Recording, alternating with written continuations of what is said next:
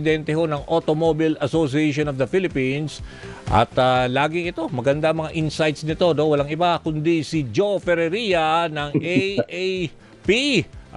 Manong Joe, si Danny Buenafe at kasama ko ang magandang si Liza Aquino. Sir Joe, good morning. Lisa, kamusta na? Showbiz na si Lisa. Lagi kong kausap si Sir Joe pag transport stories po namin for TV Patrol.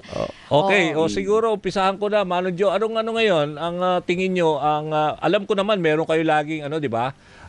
Pinapa-extend na road assistance whenever itong mga panahon ng Semana Santa para din sa ating mga motorista na mga BBI sa NLEX, SLEX?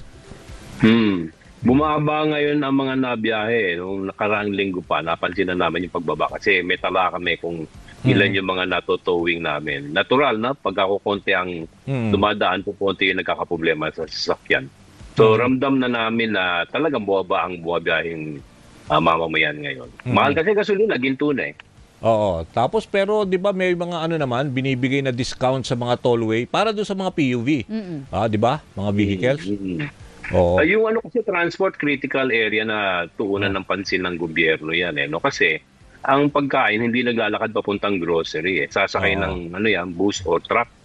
So yung konsumo na yon pinapasa yung dagdag gastos sa fuel sa mamamayan ang tinatamaan ng pagkain.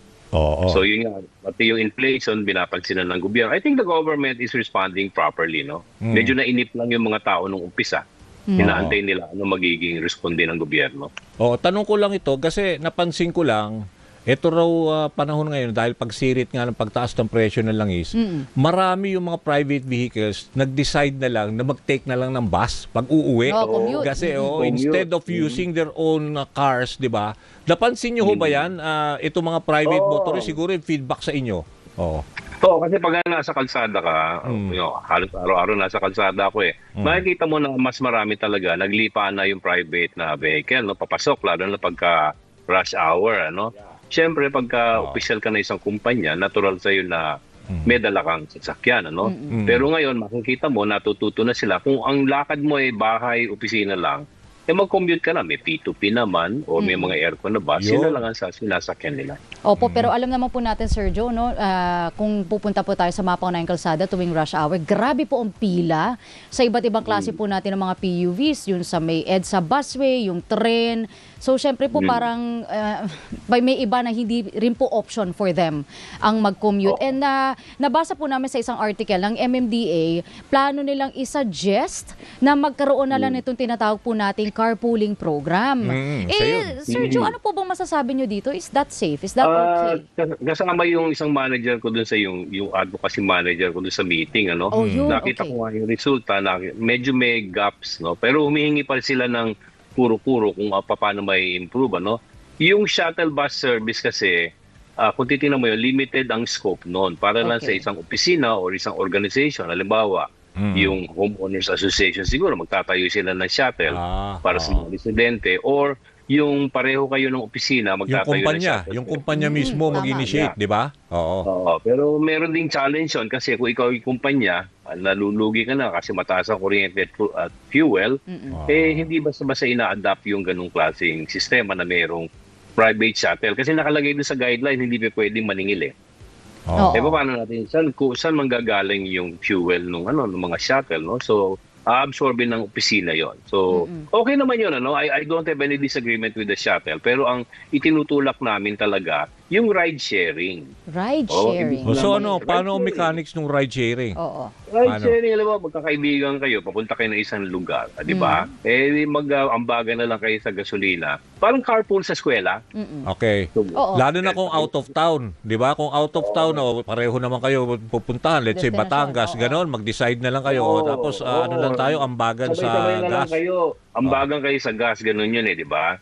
So, o kaya, mag-take turns kayo, magre-redondo kayo kung sino muna ang gagamit ng auto, lalo na't may color coding, Yun ang sasakyan ninyong lahat. So, yun naman, hindi pa naman nililimit ng gobyerno yung situation na yun, Hindi yung dahil 5 kayo sa sasakyan, titigilin ka, hihinga ka ng prangkisa o permit sa LTFRB or LTO. Baka kolorum, Iniwasan din kasi ng gobyerno na maglabasan bigla yung mga kolorum. Yes, tama, sir. Hindi maganda yun, So yun ang panukala. But I think the initiative is good, but it's still not addressing the entire transport problem. Oo. Yun talagang carpool. Kasi yung pagbaba ng ang issue kasi natin dito, ang pagbaba ng konsumo, no? Oo, Yung kaya huling nga. report na nakita ko, ang na-deliver sa atin ay 40% lang. May dumating na bagong langis, ano? So we have adequacy. Pero ang issue talaga, hindi nakakarating yung langis dito o yung fuel. So ang kailangan natin gawin bilang Pilipino, magtipid tayo lahat. Yun. Kasi Okay. kung kukunti lang yung dumarating, mag-aagaw-agawan tayo dun sa supply. Ang mangyayari yan, tumataas ang presyo. Oo. Dapat ang Pilipino mismo tumulong sa gobyerno para ibaba yung mga konsumo nila sa kuryente, hindi lang sa sasakyan, pati kuryente, medyo magpaypay tayo kahit na mainit. Kaya nga ako, Manong Joe, pinupush ko talaga yung electric vehicles. So, Dahil kahit pa paano, ano ba napansin mo ba doon sa mga, let's say, mga motorist ngayon, parang kasi alam mo na, libre nga sa coding, at the same time, ang laki na matitipid between using electric na talaga, At saka crudo. oil, di ba? Pero meron naman yung mga hybrid na may ibig sabihin, electric muna ang gagamitin, let's say 100 kilometers para wala ka masyadong range anxiety, di ba? Yung electric kasi, dalawa yan, yung pure electric tsaka yung hybrid. Yung pure electric, may up and down, plus minus yan eh. Plus, makakatipid ka sa gasolina, minus tumataas ang kuryente mo. Siyempre, pero hindi ganun isasaksak kataas.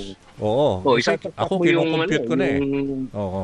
Ang katumbas yata ng isang electric na nag-charge ay parang naka-on yung microwave mo. Yun ang kinakain na kinakain. Ganun ba? Imagine mo, 3 oras naka-on yung microwave mo. Magkano kung kakainin nun? Lalo na tumataas yung rate. Yung pure green technology would be yung meron kang solar panel sa bubong. Doon kumukuha ng energy yung sasakyan mo. Or hybrid.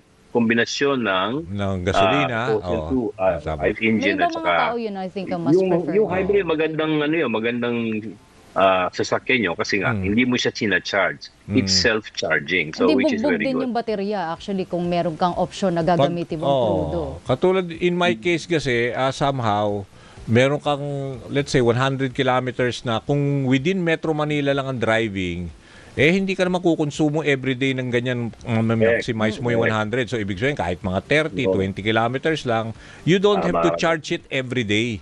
Tapos, Yes, linggo bago mo i-charge. No? Lalo na, may nakakatuwang mga lumalabas na sasakyan yung maliliit ba, itulak mo lang gumugulong na.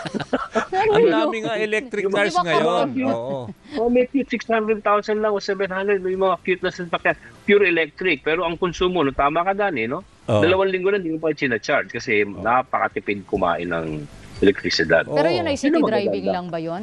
Hindi, City tsaka driving ako, never napansin mga ko, sir, yung electric car nga ngayon na nagagamit ko rin ngayon, ibig sabihin, mula nung nabili ng last year pa, 2 beses pa lang din ako nagpakarga kasi 2 beses lang ako nag-out of town. Kasi kung outside Metro Manila, talagang mag-automatic, mag-shift na siya sa gasolina. Para lang doon sa mga nakikinig ngayon para makarelate sila. Tama. Importante kasi ito na lahat tayo nag-iisip, very conscious paano magtipid.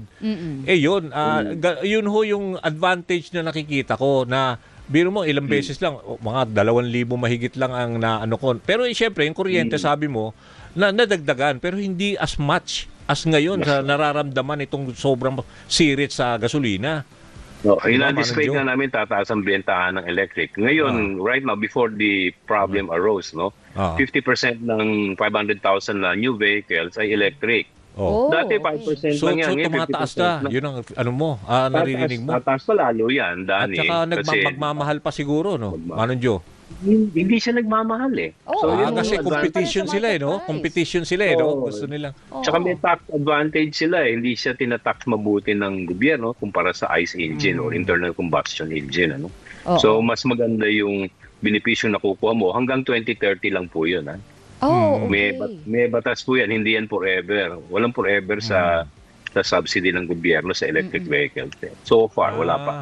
Oo. At saka yung yung lifespan ng yung blade battery actually karamihan 7-8 years. So by that time naman, yun ang mahal eh. Yun ang bibilihin mo ng mga 250,000. Pero siguro by that time naman sabi ko mga 2030 ba yung magmumura na yan, marami na electric. 'Di ba? Tama 'Di ba ka, yung Dani. baterya? Alam mo, Tama umpisa- ba? Tama ba ang aking Umpisa, tama ka doon. Umpisa, 3 taon lang ang baterya mo, no? Bibili ka ng ever-ready battery, no? Ngayon, hindi na 10 taon na. No? Kaya nga, ganun Imagine mo, katagal naman ever-ready yung buhay battery eh. kabit mo. 'Di ba? Oo, matagal na buhay ngayon, no? So, mga 10 taon, pinagsawaan mo na talaga yung sasakyan. Tama. Oo. So, talaga namang karapat dapat na palitan mo na yung baterya niya. Oo, ang problema Tsaka ko lang, nagbumura baterya. So, yun ang, kasi nagiging mass production eh. Yeah. Oo. Volume. pero ang problema po kasi, Volume. Sir Joe, we're switching to that, di ba? May meron tayo hybrid, may electric tayo, pero wala tayo, we don't have enough charging stations. Oh, tama. Ano, sa pool ka na lang. Silis Oo. ka lang, ang galing. Oo, yung Yun ang charging problema station natin. ng Kulang, challenge, yun no? din, Kasi- kulang din. Kasi pag nasa mall ka, Kulang. libre sana, o laking bagay, pero dalawa lang istasyon. Oo. yung charge station. Kaya pipilitan ako sa bahay. Oo, isasaksak mo sa bahay haba extension cord nun hanggang Pampanga.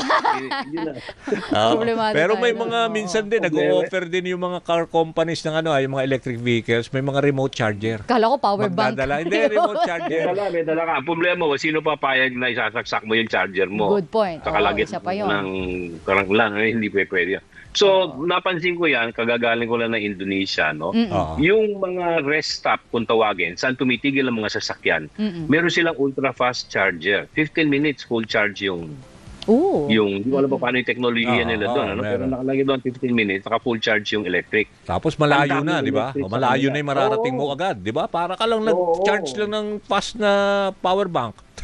Yun nga ang Telepono. ano nga namin, biniisip na namin sa AAP na bumili ng tow truck na pang-electric. Oh, Kasi okay. sa Japan, nung pinag-aralan namin, ang nagiging cost ng pagtirik ng electric na sasakyan ay nakakalimutang i-charge. So really yung mga babae may kasalanan dyan kasi ride and drive sila. Kasi sila, wapakil sila kung ano yung karga, no? Sakay lang ng sakay. So yung mga hinahatak or yung tinutowing sa ibang bansa, normally charging lang. So yung tow truck, may dalang malaking baterya yan.